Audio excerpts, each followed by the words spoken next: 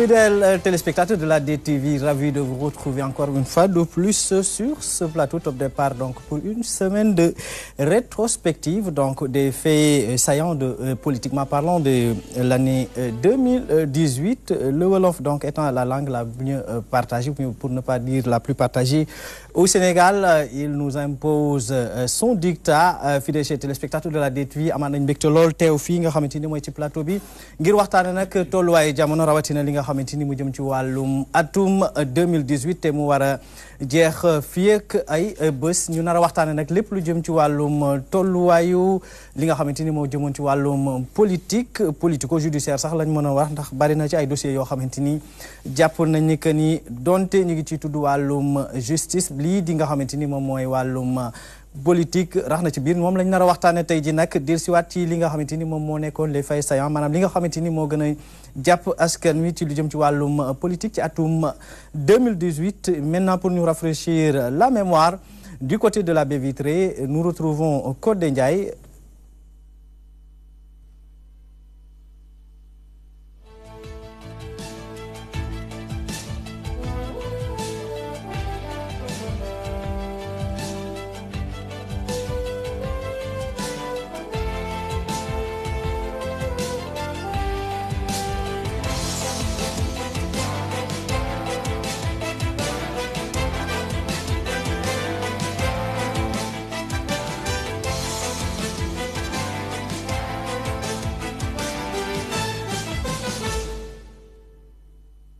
L'année 2018 est presque considérée par certains comme une année électorale, même si elle précède 2019. Déjà, en janvier de cette année, l'ouverture du procès Khalifa Sall attire toutes les attentions. Un procès à l'issue duquel le maire de Dakar est condamné à 5 ans de prison ferme. La sentence est prononcée par le juge Malick Lamotte, une sentence qui fait couler beaucoup d'encre et de salive. Les partisans de Khalifa Sall crient au scandale et qualifient le verdict de politique. La justice de notre pays avait l'occasion en or de se réconcilier avec son peuple au nom de qui on rend des décisions. Mais on a raté le coche. On est passé complètement à côté de la plaque. Ce que les adversaires de Khalifa Sall ont voulu, c'est le maintenir en prison, le condamner après pour l'empêcher de se présenter à la prochaine présidentielle. Barthélémy Diaz est le premier à payer le prix de son engagement aux côtés de son mentor. Ses propos à l'endroit de la justice lui ont valu 6 mois de prison ferme. L'appel des avocats de Khalifa Sall auprès de la cour d'appel de Dakar n'aura rien changé. Demba Kandji confirme Malick Lamotte. À ce jour, cette affaire est entre les mains de la Cour suprême pour un ultime recours. La participation du désormais ex-maire de Dakar dépend en grande partie à la décision de la Cour suprême. Karim Wade est certainement l'absent le plus présent dans l'espace politique sénégalais durant 2018. Son rejet sur les listes électorales après son inscription au Koweït le 16 avril 2018 a soulevé l'ire des libéraux. Le PDS dénonce une volonté du pouvoir de vouloir écarter le candidat par l'intermédiaire du ministre de l'Intérieur Aly Ngouille Ndiaye. Malgré ce rejet, le PDS maintient la candidature de Karim Wade. Mieux, les libéraux déclarent que si Karim Wade ne participe pas à l'élection présidentielle, Macky Sall n'y participera pas. Aussi, à ce jour, le retour de Wade fils serait imminent selon ses proches. L'année 2018 est aussi celle des déclarations de candidature. Macky Sall, Karim Wade, Khalifa Sall, Ousmane Sonko, Idrissa Seck, pour ne citer que cela, ont tous déclaré leur flamme à l'électorat sénégalais. Le président sortant a multiplié les tournées économiques qualifiées par l'opposition de campagne électorale déguisée. Ousmane Sonko cristallise les regards avec ses solutions, adulées par bon nombre de Sénégalais après son grand rassemblement à la place de la Nation. Le leader de PASTEF a reçu les attaques de la majorité, dont la plus farouche porte la signature de Moustapha Cissé Lo. Des attaques qui ont ramené le débat politique à un niveau plus bas que jamais. Après l'emprisonnement de Khalifa Sall et le supposé exil de Karim Wade, Idrissa Seck se positionne comme le potentiel adversaire du président Macky Sall, mais ce positionnement sera de courte durée. L'épisode Baka et Maka est passé par là. Si Macky Sall a peur d'aller aux élections, qu'il le dise aux Sénégalais. S'il sait qu'il n'a rien foutu pendant ces 5 ans, qu'il ait le courage de démissionner et de céder la place à un autre, ne pouvez pas tripatouiller la Constitution, vouloir faire réélire sur la Constitution. C'est pas pour la L'Assemblée nationale du Sénégal s'est aussi illustrée au courant de l'année 2018. La rupture tant prônée par la 13e législature ne verra pas le jour. Mieux, elle est considérée comme la pire de l'histoire parlementaire du Sénégal. La goutte d'eau qui a fait déborder le vase est, sans nul doute, la bagarre entre députés de la majorité et ceux de l'opposition. On se croirait même dans une arène de lutte avec frappe.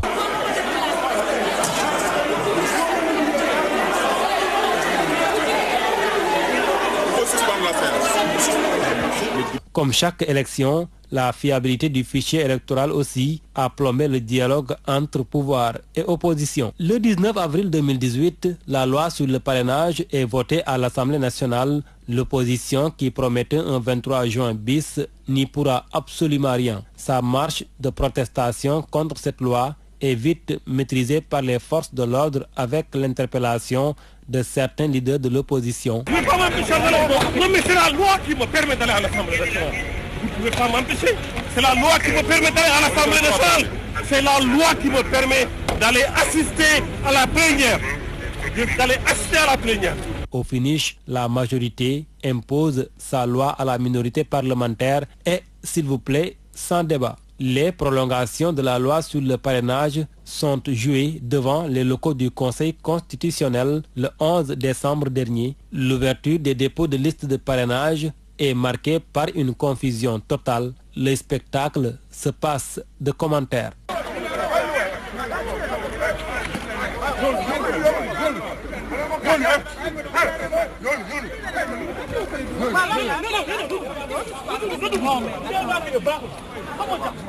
En attendant le 24 février 2019, les yeux sont rivés sur le Conseil constitutionnel, notamment pour les cas Khalifa Sall et Karim Wade. Seront-ils de la compétition présidentielle? Les 7 sages nous en diront plus dans un futur proche.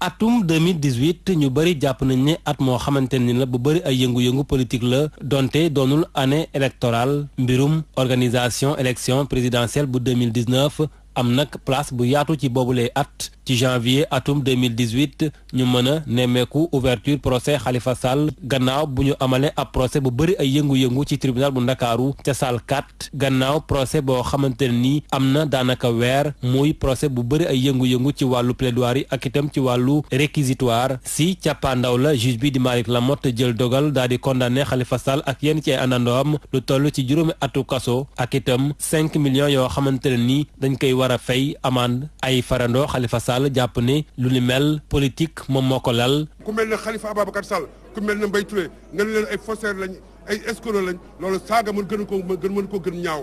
bi ñu nee tëj nañ ko juróomi at dégg ngeen li xew président mënatul lire procureur jóg génn salle bi toj yuuxoo yi mel ni àdduna bi tukki. Barthélémy Diaz moom mooy ki nga xamante ne nii moom moo ci fay li gën a diis maanaam maire bu Sacré-Cœur yoon daal di koy tuumaal ni dafa xotti worma justice bu Sénégal waral nag ñu daal di koy tëj lu toll ci juróom-benn weeru kaso ay avocat Khalifa Sall seen appel ci kanamu cour d'appel soppiwul dara ci mbir mi ndax nag Demba Kandji di président cour d'appel bu Ndakaaru dafa rek dëggal atte bi nga xamante ne nii naataangoom bi di Malick Lamotte daal dina koy joxe fi mu nekk nii nag mbir moomule mi ngi ci loxo cour suprême mu mel ni Khalifa Sall ndax dana bokk ci élection bi am déet loole mi ngi ci loxo cour suprême bu Dakar mbirum Karim Wade itam bëri na lool luñ koy tudd ci atum 2018 bi ci gën a fës moom moo di turam bi nga xamante ne nii nekkul ci liste électorale yi gannaaw ba nga xamante ne nii Karim Wade daal dinay bindu 16 avril foofu la ca Koweït donte sax administration bu Sénégal dafa rejeté inscription bu Karim Wade teewul parti démocratique sénégalais ñoom jàpp ni Karim Wade moom mooy seen candidat ci élection présidentielle bu 2019 ñoom sax ñu dem dem fu gën a sori ndax nag dañu wax ni su fekkente ne ni Karim Wade bokkul ci élection bi Macky Sall itam du ci bokk. atum 2018 bari na itam ay candidats yoo xamante ne ni samp nañ seen dënd ngir nag bokk ci élection présidentielle bu 2019 si ñooñee ñu mën cee lim Macky Sall Ousmane Sonko Karim Wade Khalifa Sall Idrissa Seck Bougane Gueye Dany ak itam ñeneen ñoo xamante ne nii samp nañ seen dënd. président Macky Sall daal di amal ay tournée économique yoo xamante ne nii opposition bi dafa jàpp ni campagne électorale déguisée la. Ousmane Sonko ñu bari am ci moom cofeel ndax nag ab livre boo xamante ne nii xaatim na ko tuddee ko solution rassemblement bu mag la amal foofu la ca place de l'Obélisque ngir nag daal di présenté boobu la téere njiitu Pastef am nag ay critiques ak ay attaques yoo xamante ne nii jógee na ci majorité bi ci gën a fës moom mooy Moustapha Cissé Lo bi nga xamante ne nii dafa sax daal di amal ay kàddu yu ñagas jëmee ko ci njiitu Pastef loolee nag daal di andi débat politique bi ci niveau boo xamante ne nii dafa suufee lool Sénégalais yi daal di koy ñaawlu. gannaaw bu ñu tëjee Khalifa Sall Karim Wade nekk bitim réew mu mel ni Idrissa Seck moom moo nekkoon adversaire potentiel bu Macky Sall waaye nag positionnement boobu du yàgg dara ndax nag épisode Bakka ak Makka moom moo fi daal di jaar. Si Macky Sall a peur d'aller aux élections, qu'il le dise aux Sénégalais. Si il sait qu'il n'a rien foutu pendant ces 5 ans, qu'il ait le courage de démissionner et de céder la place à un autre. Mais vous n'avez pas tripatouillé la Constitution, vous l'avez fait réélire, vous l'avez pas tripatouillé. Tripatouillé, là, vous parlez. Assemblée nationale daal di itam fës lool ci atum 2018 13e législature bi daal di delloo buum ca boy boy ga delluwaat ci niñ ko xamee woon te moom mooy ay xasante ak itam ay xeexoo ci assemblée bi ci gën a fës moom mooy bi nga xamante ne nii am na ci fan yi ñu weesu ci diggante député opposition bi ak député majorité bi député yi daal di soppi assemblée bi ab arène nationale.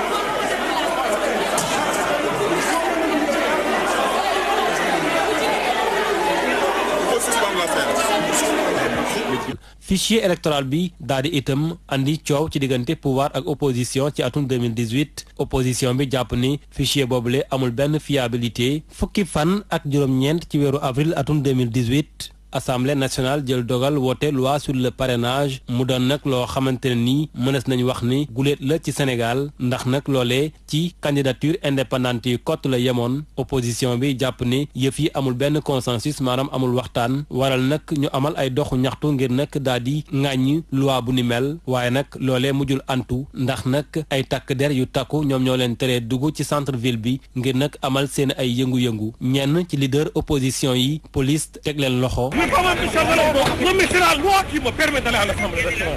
Vous ne pouvez pas m'empêcher. C'est la loi qui me permet d'aller à l'Assemblée nationale. C'est la loi qui me permet d'aller assister à la plénière. D'aller assister à la plénière. si càppaandaw la majorité bi daal di imposer loi am minorité parlementaire bi nekk ci Assemblée nationale vote boobee sax ñu def ko sans débat. prolongation loi sur le parrainage ñu ngi ko amalee ci buntu conseil constitutionnel ubbiteek dépôt liste parrainage yi andi coow ci buntu conseil constitutionnel mandataires yi amuñu déggoo ci naka la ñuy joxe seeni ay liste waral nag mu andi ay coowoo ci buntu conseil constitutionnel sénégalais yu bëri daal di koy itam naqarlu.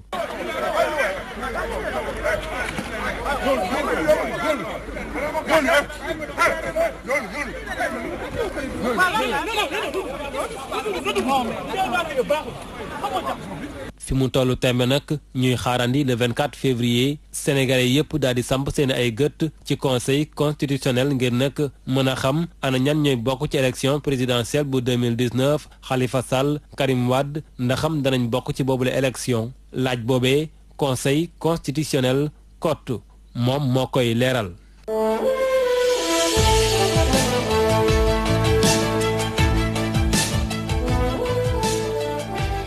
Codé Ndiaye ñu lay jaajëfal bu ñu dellusiwaatee ci plateau bi nag am nañ mbégte lool di dalal Mame Gor Ngom moom journaliste communicant la egsi la jàmm ci plateau bi Mame Gor. merci Mansour maa ngi lay remercier ci invitation bi bon di kontaan di tase fi ak Assane Samb xam ne nekkoon na sama directeur de publication.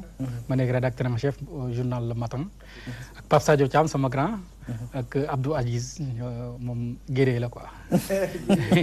Bah je suis tenté de laaj la ni yow selon toi quel est le fait qui a le plus marqué pendant l'année donc 2018?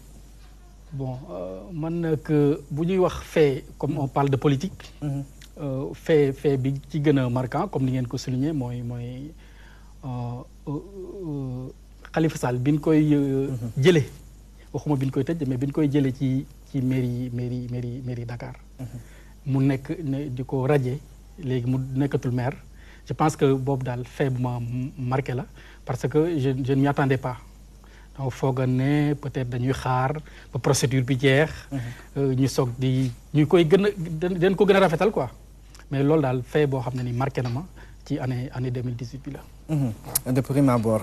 amaat nañ mbégte loolu di dalal ci plateau bi Abdourahmane Sow di coordonnateur bu cellule d'orientation stratégique du COSEM 23 excellent jàmm ci plateau bi Abdourahmane. oui bismillahi rahmani rahim wasalaatu wasalaamu ala shafid Seydina Muhammad rasulullah sallallahu alayhi wa sallam. Mansour c'est toujours un plaisir di ñëw ci suñu kër gi. di la remercier ci invitation bi ngeen ñu invité di nuyu seen téléspectateurs yëpp. di nuyu sama xarit yi. Assane grand Sadio. bokkoon nañ fan yi les plateaux foog naa à Walf. waaw defoon fa participation bu pertinente. Maam Góor aussi c'est un ami gis nañ liggéeyam ni mu rafetee wax dëgg yàlla ci espace bi. donc di vraiment ñaanal. sa jeexitalu at lañ ne. di tàmbali at pratiquement am na ñu ko fekkee woon. doon am yaakaar fekkewuñ ko. alors ñi fi wane ginnaaw dëdduñu yal na leen yàlla suñu borom muur si mbalaanu yërmandeem. xaaral leen àjjana. rawatina nag suñu mbokk Seydi Lamine Niass. on prend saisit l'occasion pour jaale ko yéen. di ko jaale askanu Sénégal bi yëpp. li ma question bi ma posé ki nga xamante ni mooy Mame Gor Ngom moom rek laa lay laajaat. nii la ban fait. moo la gën a marqué pendant l'année donc au cours de l'année 2018. waaw beaucoup de faits. yu doy waar daal. cristalliser nañ suñu attention. ba pare affecté ñu. mais daf ci am benn boo xam ne pour man dafa symbolique. muy fan yële mooy ci gën a récent yi la bokk. mooy dóoranteeg saagante yu ñàkk orma yi am biir assemblée nationale. waaw c'est vrai que dinañ ko gis ci réew ba ñu foog ne que ñun ak ñoo bokk culture. mais ñooñu déjà buñ koy def.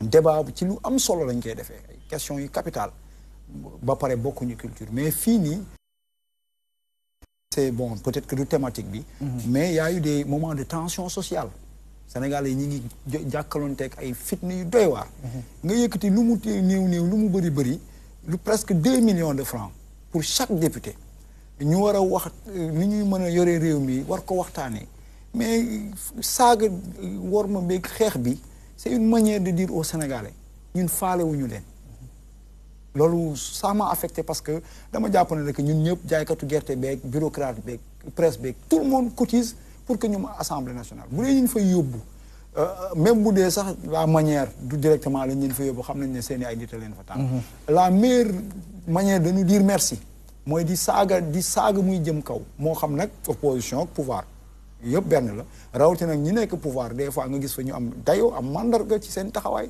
di saaga muy jëm kaw ça c'est une manière d'insulter vraiment effort bi ñuy def pour mën a vraiment jël en charge des préoccupations de la nation donc loolu moom ci yu bëri yi ma marqué man boobu waxuma sax marqué mais daf maa naqari li la gën a métti ci la bokk moo métti loolu am nañu mbégte loolu di dalal ci plateau bi sunu xarit sunu confrère di Pape Sadio Thiam journaliste chercheur en sciences politiques excellent jàmm ci plateau bi monsieur Thiam. merci Mansour maa ngi lay sant di lay gërëm ci invitation bi di am mbégte di bokk plateau bi ak sama xarit sama confrère Assane Samb ak sama xarit Abdourahmane Sow même moom Sowen la Sow la sant ak ki koy animé tamit Sow la sant tey moom dina doy waar ak suma xarit suma rak suma confrère Mame Gor Ngom donc maa lay sant di lay gërëm plateau bi dafa intervenir dans un moment un peu particulier dafa fekk ñu perte koo xam ne nii ku amoon solo la ci profession bi ku amoon solo la ci démocratie Sénégal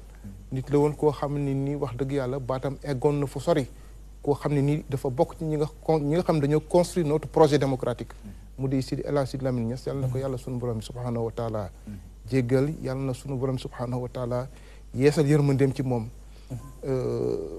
te defal ko ñëpp ñi nga xam ni moo leen fi jiitu. li ma laaj gars yi fait bi la gën a marqué ci at mi. waaw fait bi ma gën a marqué ci at mi peut-être dama koy partager ak Abdourahmane Sow. mooy li amoon assemblée nationale man dafa métti woon métti trop. ni ma méttee dafa may rappeler ce que Robert Kennedy doon wax. daf ne woon dans un pays quand dans un pays les valeurs morales s'affaissent, ça veut dire que ce pays-là commence à être décadent. c'est-à-dire valeur morale yi mooy li nga xam ne nii moo waroon a téye suñu réew. jom fulla fayda suturalante.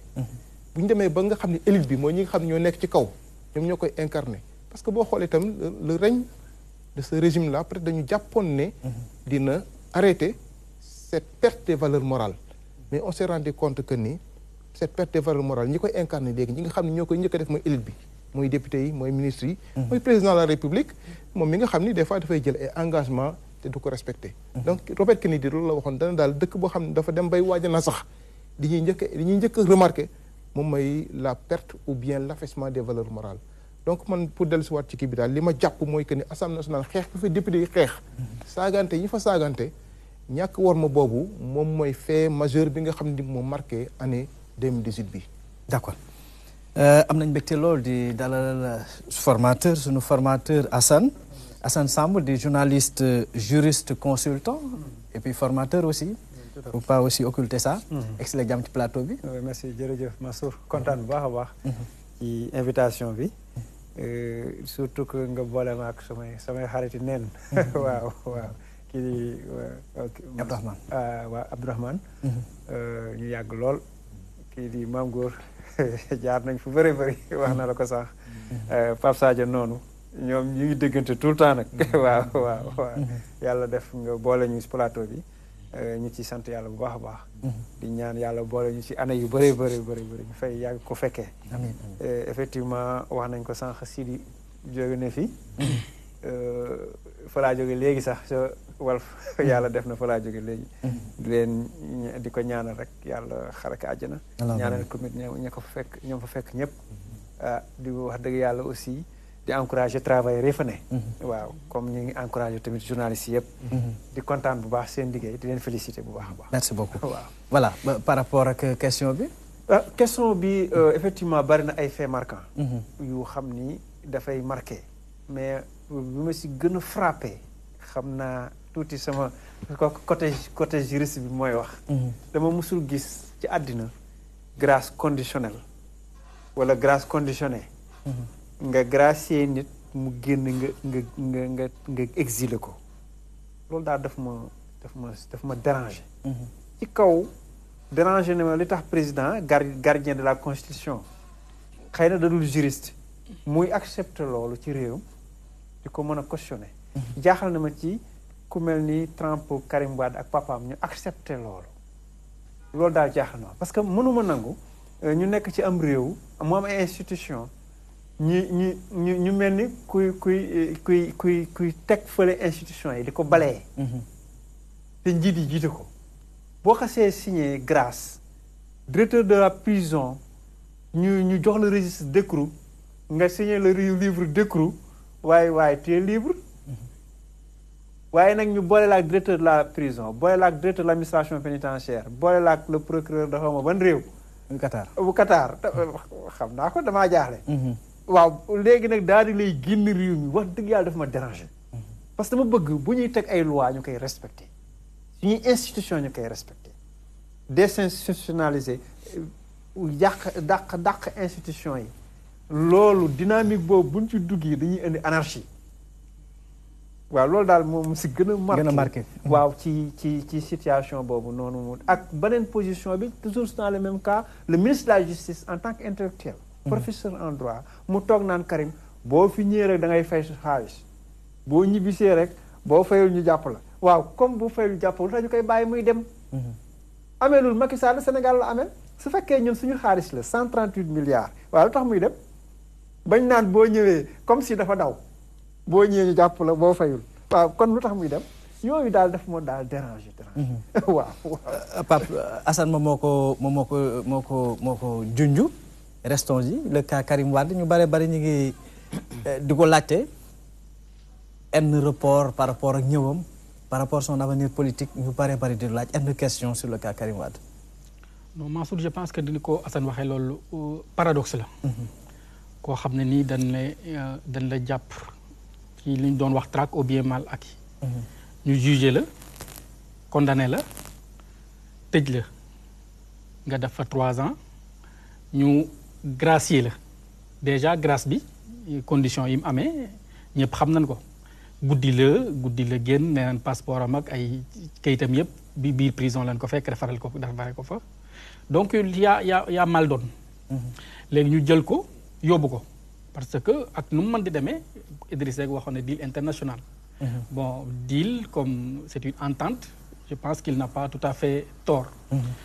tey nee na moom candidat la partem def nañ ko muy candidat seen candidat c'est de bonne guerre léegi ñu ngi naan bu ñëwee dañ koy jàppaat tëj ko wala mu fay xaalis je pense que loolu paradoxe la te loolu li ñuy wax naan paradoxe bi c'est paradoxal dans l'ensemble démocratie sénégalaise parce que démocratie sénégalaise dañuy wax naan c'est une vitrine démocratique une fable démocratique mais de l'extérieur da nga naan Sénégal vraiment pays démocratique la ñu ngi dem ñu ngi dikk ñu ngi am ay alternance 2 alternances mais dans les faits da ngay xam ne bougé wul mètre quoi.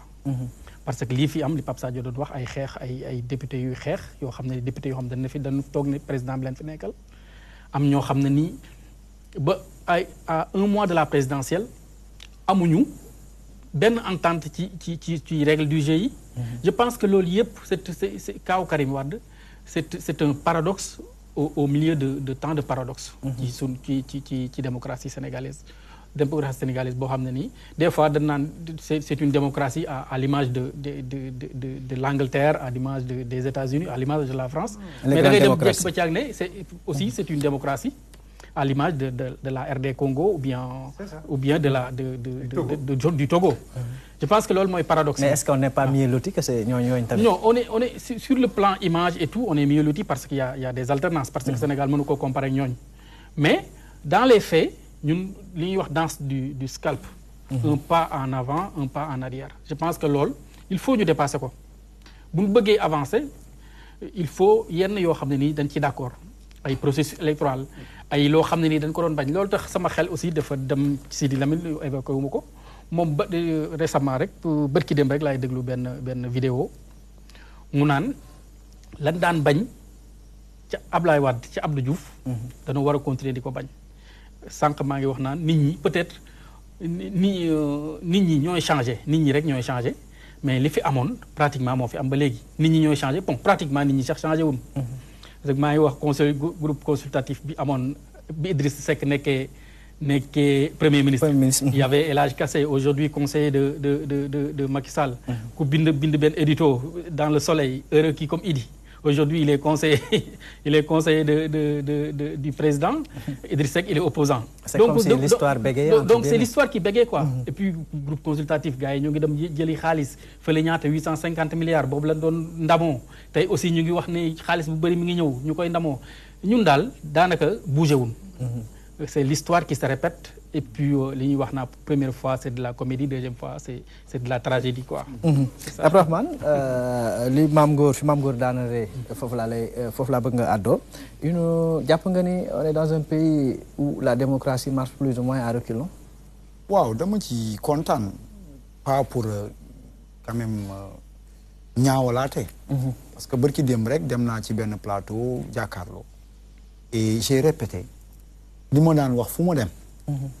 leen rek moo ma ciy jaaxal soit ñun dañu intelligent wala nit ñi tamit ñoo bañ a góorgóorlu Sénégal parce que j'ai dit exactement que Sénégal dañuy wax c'est la vitrine de la démocratie alors qu'en réalité dans les faits et booy def sax comparaison ngay xool le plan économique niveau bi ñuy tolloon dans les années 70 juste après Senghor ba tey jii même si les sommes dépenses yi infrastructures yi ñëw na mais ba tey vis-à-vis des autres pays dafay mel ni dafa am ñu raw. ma jël benn rek exemple bu ndaw Japon les 3/4 les 2/3 de seen dëkk ay montagnes ak yooyu rek la ñun boo gisee li ñu am ci ndox ak ci suuf. Japon tey c'est une puissance agricole.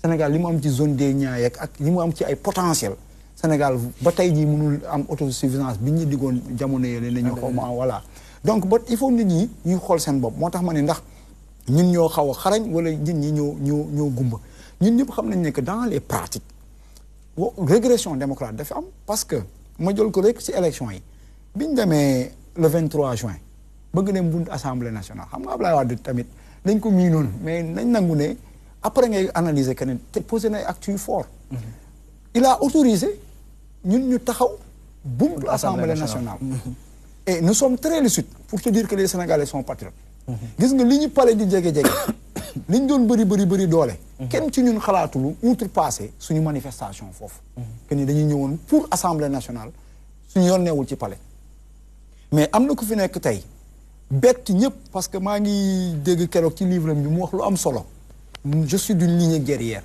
c'est pas de la prétention c'est pas de la fable comme tu dis c'est des actes c'est une incarnation par des actes un guerrier du bette un guerrier il s'assume en général bu nee da nga fëgg sa dënn na ni man am guerrier la da ngay ñeme dem front mais koo xamante ni procédure d'urgence à l'Assemblée nationale quand il y a des dialogues ak opposition balaa ñuy pare nga profité dem booy seet acte 3 de la décentralisation ab bette la parrainage bi ñun ñaa ngi waxtaan pareeguñu donc loolu du mbirum guerrier ba ñuy dem ci parrainage bi dem nañ war a bëgg dem assemblée nationale ñi gis Thierno léegi loi boo xam ne bu ñu koy voté tous les acteurs de l'opposition sont arrêtés ñoom ñëpp sans exception bi ñuy dem élection au moins Abdoulaye Wade ba ñu ne Ousmane Ngom di contester le ministre de l'intérieur daf ko naroon dindi moom day demee fi ni da koy dindi gars yi na ko déet mu ne donc je vais nommer un ministre chargé des élections mais tey lu ñu am koo xamante ni am nga un ministre de l'intérieur bu taxaw ne man damay def suma kenn kattan pour nga faluwaat alors dañ toll dimension boo xamante nag masla bi moo war a jeex gis nga Sénégal y a beaucoup de groupes sociaux yoo xamante ni dañuy participer à l'abrutissement ngeen baal ma ci terme bi de la population gis nga dëgg rek la moom laa doon wax fan yi la ne li doon dëgg démb ba tey jii muy dëgg mënut a dëñ quel que soit acteurs yi koy incarner ñu koy désincarner lañ doon bañal le président Abdoulaye Wade ni ko Sidi di waxee leeroon nañu c'est des problèmes démocratiques on n'avance pas on recule mais ba pare dafa am dictature bu ànd ak doole ak waw bët nag dafa grave mooy nga def lu ne fang surtout bu le warul ngay kilifa ni nga ko waxee jiite réew nga bokkoon ci ab xeex te nag ñun dañoo sax xaw a gentil parce que en 2008 bi ñuy fekk si yow bokkoon comptabiliser woon nañ la ci ñi nga xamante ni régime bi la précédé woon lu fi négatif da nga cee bokkoon on a des actes waaw da nga ci bokkoon ba nga ñëwee am ay tolof ñu ànd liggéey pour Sénégal kenn xatalu la nga digaale dem signer assise nationale bi jël ay engagement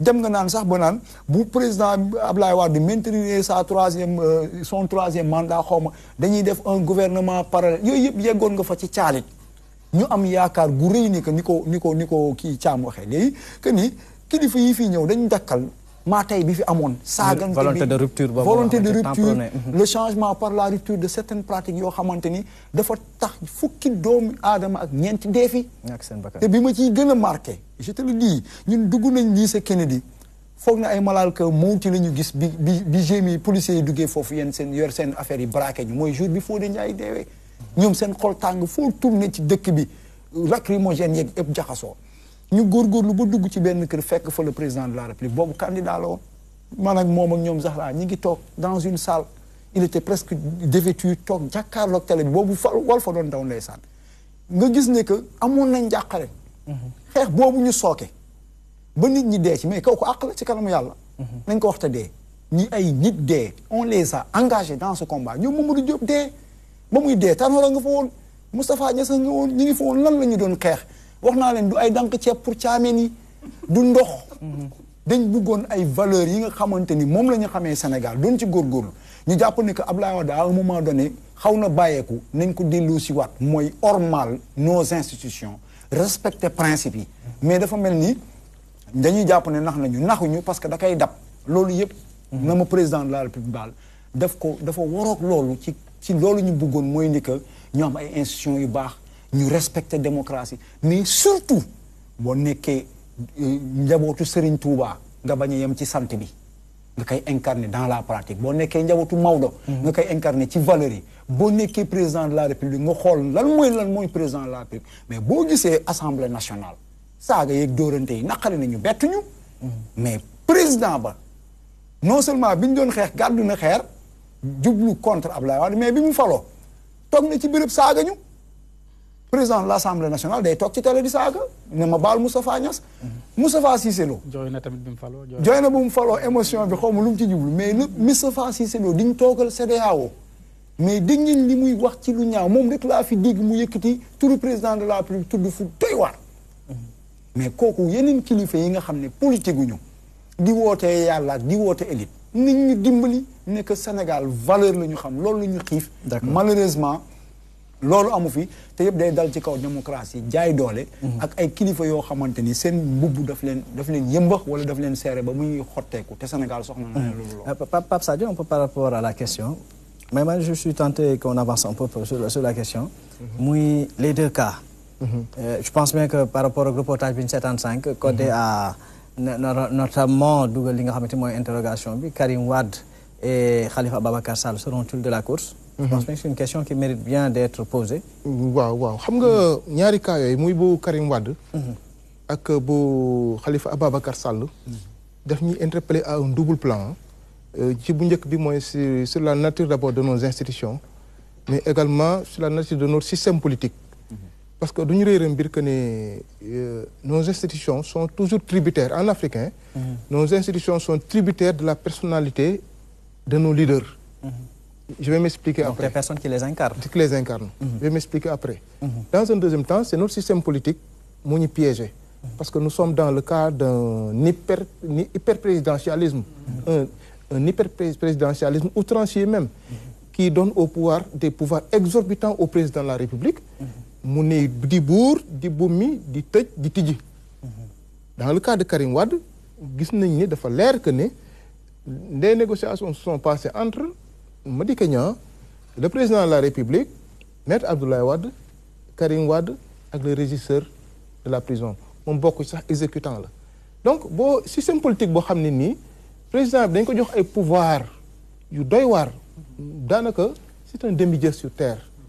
Il a un pouvoir quasi divin entre guillemets quoi la ñuy wax un pouvoir quasi divin. Pouvoir boobu lu ne mën na faa am en termes de dérive en termes d'autocratie. pouvoir boobu lu nekk mën na fa am.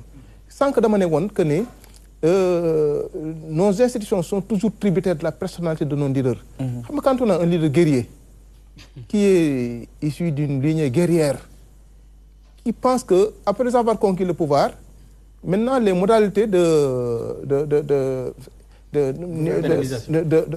pérennisation de ce pouvoir là moom mooy fay wonte ak dóora wonte ku ma jàpp dem la ku ma fontoo ma tëj la. adversaire boo xam ni mosoon naa am problème ak yow dinaa la tëj ci kaso bi te ku ma tëj ci kaso bu ma la génnewulee maanaam bu dul man rek ku neen ku dul yow mun la fa génne. donc loolu la nature de notre système politique voilà le cas de Assane Diouf la nature de notre système politique ak notre démocratie parce que sama benn professeur dafa ma doon wax benn jour quoi mu ne mais la démocratie sénégalaise parce que sànq ñi ngi ci wax naan dafa avancé wala dafa dellu ginnaaw sama professeur bi dafa mën a wax mu ne ma que c'est un éclat de vernis la démocratie sénégalaise mu ne c'est un éclat de vernis sur du bois mort complètement rongé de l'intérieur. Absolument une démocratie dafa dellu ginnaaw bu baax a baax. Macky Sall bi ñuy wax ne moom moo judd 1961 donc il n'a pas vécu la colonisation.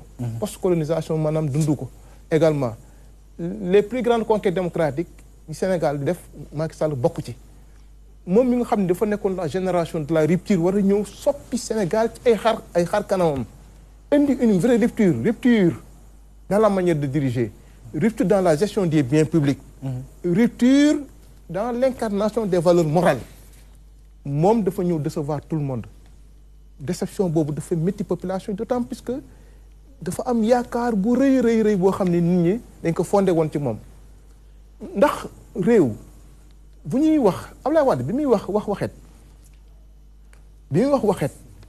mais daf ko doon wax sur un ton plaisanterie la woon peut-être que au début présenté doon présenté wu les gens ont saisi la balle au bond et ça lui a été fatal mais kii dafa def loo xam ne nii daanaka musul am ci am réew muy lan maanaam di convoiter pouvoir bi ne su ma yéegee lii laay def ñu bind ko ci ay këyit signé ko moom mu daal di yéeg génn ci ba set ci wicc président de la république man li ma gën a métti suñu démocratie sénégalaise mooy forme de transhumance bi nga xam ne dafa am ba laal ñoo xam ne nii tey jii ay kilifa diine lañu. ñoo xam ne nii ci le plan des valeurs morales ñu amoon yaakaar lañ ci ñoom ñu dem bay transhumer.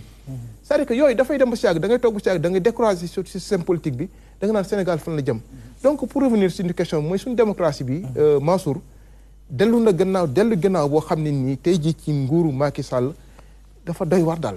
parce que tey jii nii bu fekkee président de la république la yow ku la neex nga débauché ko. parce que yaa am xaalis yaa yor institution yi mais évidemment également ñi ñuy débauché aussi tamit kenn leen ñàkk a bañ a sikk. parce que dañu nekk ci dëkk boo xam ne nii ngëm-ngëm léegi daf fi tumuranke. ngëm-ngëm daf fi tumuranke.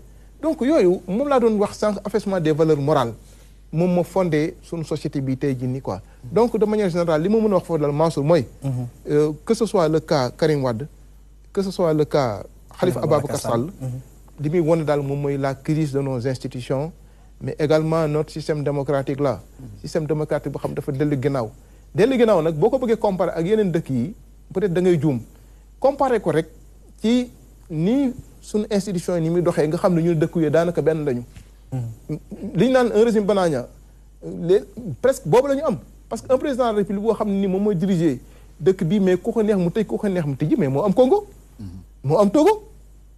da ngay manifester ñu ne fii doo fi manifester loi bi permettre la nga manifester ñu ne le régime bi c'est un régime déclaratif da ngay déclarer au préalable ñëw manifester nga manifester ñu toroxal la duma jàpp ay leader tëj leen mais moo am Congo. moo am Gabon moo am Togo mais que voulez-vous mais démb Gambie mais président Adama Barrow dafa jël budget état bi dem jéegal ko député yi ñu bañ ko voter loolu xalaat nga ko Sénégal ñun lan lañu ëppalee Gambie. donc moi je pense que il faut pas se payer de mots on se paye de mots. Notre démocratie est en recul et ce recul là conséquence bi moom mooy gestion wu dëkk bi. Assane sémantiquement parlant. La rupture est un mot très chargé. Mais dans la réalité des faits on se rend compte de jour en jour que je sais pas c'est la réalité du pouvoir l'exercice de la réalité du pouvoir moo tax ba. souvent les promesses tant vendues aux Sénégalais sont devenues du coup très irréalisables même par rapport aux faits actuels. Tout à fait. On a deux problèmes. Problème bu njëkk bi déjà léegi Pape mu ngi ko doon brossé mooy problème institutionnel. wax nañ ko sànq. ñun suñu institution dañ koy teg juste pour def ko jumtukaay. di ko fooye. Ensuite on a un problème de culture politique. bu ma nee on a un problème de culture politique bëgguma dinaa wax tuuti ci institution mais dina wax ci culture politique bi pour avancer le débat bi. sur le fait que organe de pression bi ñu waroon def ci régime bi dafa des suñuy contre-pouvoir moo doxul. xam nga mécanisme démocratique pour mu fonctionner dëgg dafay am contre-pouvoir. moo tax que comme ni nga ko waxoon toute personne qui a du pouvoir a tendance à en abuser jusqu'à ce qu'il en trouve des limites. C'est pourquoi à tout pouvoir il faut un contre-pouvoir. Pouvoir, c'est important. nit koo jox pouvoir ak ku mën di doon ba sa biir kër te joxoo ko limite rek mu dépassé. day abuser. donc nit ki da nga ko war a tegal ay contre-pouvoir ñun nag suñu mécanisme contre-pouvoir moo tëb. moo waral dirigeants yi di def leen neex nit sax di jël micro naan maa saaga diw ñime ko. assumé ko bu ko ñimee rek. c'est parce que y a quelque chose qui ne va pas. Assemblée nationale contre-pouvoir la doxul ñëpp xam nañ ko assemblée bi dafa démissionné ñu ngi fay yóbbu 150 députés lu ñu koy doy. buñ fa yóbboon 2 députés sax du changer dara de toute façon.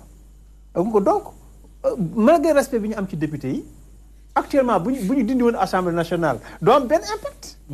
et pourtant il nous coûte très cher. benn justice dañ ko instrumentaliser ba magistrat yi dañuy gêné wu pour nekk magistrat dañuy ciy rus. juste dem mu ngi nii preuve bi ci gën a kii. donc justice bi dañ ko instrumentaliser. c'est vrai que même institutionnellement boo xoolee le parquet général mooy depuis le procureur ba ci suuf niñ leen di tafe ci ministère nekk seen kilifa déjà loolu rek wane na problème indépendance. te foofu ñoom dañu am solo parce que ñooy contrôler la police et la gendarmerie donc ñooy dàq nit ñi ñooy jàpp ñooy tëj. et loolu mu ngi dépendre ci ministère de la justice loolu c'est un problème. ministre bi kon fi mu bëgg procureur général bi xool lay xool ak procureur de la république yi nekk ci région yi. donc loolu problème la beneen bi mooy le conseil supérieur de la magistrature bëgg nañ président raxas fa loo xam bàyyi magistrat yi ñuy autogéré wu loolu mënuñu ko am déjà yooyu justice nekkatul un contre-pouvoir donc boo xoolee yeneen réew yi ñu calqué suñuy institution par exemple France le fils du président Mitterrand amoon na fi problème boo nekk doomu président doo rëcc le président Sarkozy am na fi problème ba léegi nii mën naa am sax mu dem prison ci financement occulte financement libyen ainsi de suite beneen bi mooy la presse Macky bi mu toogee nu mu def Je voulais même en venir par rapport à la presse contre-pouvoir, parce que je pense bien qu'aujourd'hui, la presse, elle est en train de passer de 5e pouvoir à 5e colonne. Justement, xam nga lu tax dañ ñu xiifal. ñu xiifee pour organe de presse yi mën a fonctionner dañuy obligé gars yi nekk en garde à vous. Malheureusement. boo nekkee en garde à vous pour mën a jot loolu ngay jot pour mën a dund. dañ la xiifal. dañ la xiifal y a pas le choix. Actuellement. da ngay dem ci rédaction ni ouvrier bi di lekkee caaf gerte caaf noonu la journal yi di lekkee gerte caaf ci rédaction y a un problème dañu clochardiser le journaliste à dessein nag ñoo ko def exprès yaa ngi dégg donc mécanisme boobu doxatul ñu ni société civile mais société civile peu de réaction peu de société civile peu de mouvement ñoo ciy def seen rôle comme le forum civil comme COS M23 et cetera mais exception la boo xoolee gars yi doon xeex démb ak bërki démb dem nañu rangé wu ci régime wax naa ko kilifa gu mag ci man leen yéen mag ñi ànd ak mag yi man ñu ne man leen yéen vous avez une responsabilité historique parce que ëllëg si biir vous devez des comptes au Sénégalais parce que yéen a ngi seetaan lu mag yi def ngeen ni ko noonu la lu mu bëgg a def ngeen ni ko noonu la du ngeen ko ni mukk yaa juum du ngeen ko ni mukk lii baaxul defal lii bàyyi ko mu leen def leen ñii mu def leen PCA mu ñii mu def leen ministre conseil du ñu liggéey dara di leen jox ay salaire ak kii ñu toog di wax li ko neex léegi si biir bu réew mi amee problème seen responsabilité parce que ñi ñu doon gis démb barki démb ñu toog di xeex démocratie Abdourahmane wax na ko sànq ñooñu tey dugg nañ ci nguur gi te ñu ngi nguuru te léegi dafa mel loolu doy na leen ba ñu xool ba ñu gis parti marxiste yi ak parti léniniste yi nga xam ne ay parti avant-garde la ñu woon tey boo xoolee ay collabo lañ mais Macky loolu réussite boobu maanaam boo ko mënee tudd réussite maanaam fexe ne ba phagocyter société civile tas parti politique yi même parti allié yi sax da leen tas dégg nga jaxase société civile bi neutraliser presse bi waaw lu ko dese est-ce que la presse n'est pas auto-neutralisée léegi nag boo xoolee situation boobu loolu moo waral mécanisme contre pouvoir yi doxul moo tax nag mu mën a nag jóg nag am fit di def lii di def laa di def laa dialogue amul y a pas de dialogue politique sur les règles du jeu démocratique on est d'accord sur rien c'est comme le Togo dañuy retour à la constitution de 92 bu EADM loolu mooy seen débat ñun aussi on a un problème institutionnel sur les règles ni ñu war a d'accord rek pour mën a dem élection mënuñu si d'accord parrainage bi togguñu ko Macky Sall dañ ko ni li tax ñu am problème culture démocratique Macky dañ ko voteel moo ñu indil référendum ku ko wax defal référendum moo ko defal boppam moo wut ay point référendum dugalu si parrainage benn ça c'est un problème deuxièmement point référendum yi nga xamante ni voteel nañ ko mu concerne l'opposition le statut de l'opposition chef de l'opposition xam nangam yooyu yëpp jëmalu ko pourtant dañ ko voté c'est obligatoire daf ko waroon matérialiser mu lànk donc mooy loolu c'est-à-dire on a un président boo xam ne amul kenn ku ko ni hey taxawal mënta am. Et en ce moment là opposition bi anam. opposition bi talu ko PDS mooy la plus grande force de l'opposition dañ ko divertir dañu xool déjà ña fa ëpp xaalis ñu neutraliser leen Aïda Ndiongue Samuel Sarr Karim Wade ñoom lañ jëkki dañuy ñooy danger yi xam ni xalaat nañ bu leen bàyyee ñu financer parti bi commencer exercer un travail de transhumance ba nga xam ne pression bi ñu teg PDS ils se sont laissés divertir sans ñu def ci attention PDS dañ leen divertir sans ñu def ci attention réew mi ñu phagocyté ko réew mi gars yi di dem doo xam lu leen yóbbu par benn dem Thierno moo jëkk mujjee dem Thierno ko gënoon jigéen Idrissa Seck doo xam lu ko fa jëlee nga ni déetewaay le phénomène Sonko daal lañ prévoir woon le phénomène Sonko mooy lan du question Sonko ci boppam de population yi ñoo soxla woon fu ñu jafandu sa population yi ñoo soxla woon fu ñu jafandu ñu gis une offre technique une offre technique koo xam ne da leen ni wax leen la ñu bëggoon dégg. ñu ne kon kii la loolu rek mooy phénomène boobu donc foofu effectivement opposition bi y a un problème d'organisation y a un problème opérationnel de combat. parce que guerre aussi dañ koy planifier. guerre dañ koy planifier da am stratégie exécuter ko. mais foofu y a un problème de débandade mais l'adversaire de Macky Sall bi gën a difficile actuellement nag mooy kan mooy la demande sociale. ñi nga xam ne voté wuñu toog seen kër di suivre débat bu mel nii di suivre plateau yi di xool di suivre ñooñu ñooy nekk adversaire am. mais mënul compter ci parti politique yi Sénégalais yi mënuñu compter ci parti politique yi mënuñu compter ci une bonne partie de la société civile mënatuñu compter ci une bonne partie de la presse Assemblée nationale justice moom waxaale ma seen wax. Mame Gor le phénomène Sonko yaakaar naa ne Assane moom moo ko wax léegi une alternative par rapport ak li nga xamante ni dañu gis que peut-être une opposition qui est là.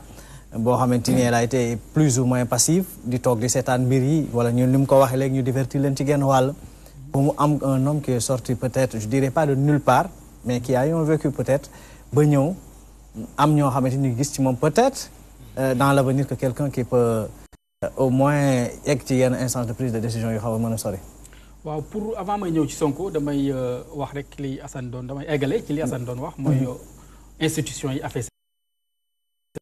Il y a la justice, parce que pouvoir, il y a le pouvoir, il y a l'exécutif, il y a le judiciaire, il y a le législatif. Donc, bu législatif bi ak justice bi effondré woo li ko waral mooy kii incarné exécutif bi.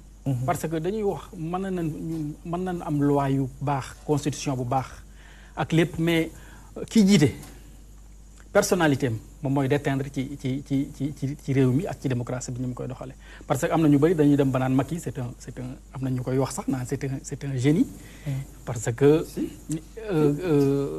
opposition amatul. presse bi dee na. ñëpp ñoo ngi tàccu transhumants yi ñu ngi ñëw mais man dama ne loolu moo gën a yomb pour un président de la République boo xam ne ni am na tous les moyens à sa disposition. je pense que loolu ça ne demande pas de talent. mën nga bañ a talentueux def loolu parce que opposition je dis que l'opposition classique je dis que elle n'est pas passive. ñoo ngi def li man mais peut-être waa ji fan ko doon xaar le demul. parce que bi ñu entre les deux tours de la présidentielle en 2012 dañu woon moom 5 ans lay def. wax ko fépp ne 5 ans lay def mais après mu wëlbatiku ne moom mënatut a def 5 ans. parce que constitution bi mayu ko mais li ñuy wax naan vouloir c'est pouvoir. loolu su ko bëggoon def xam nga da koy def.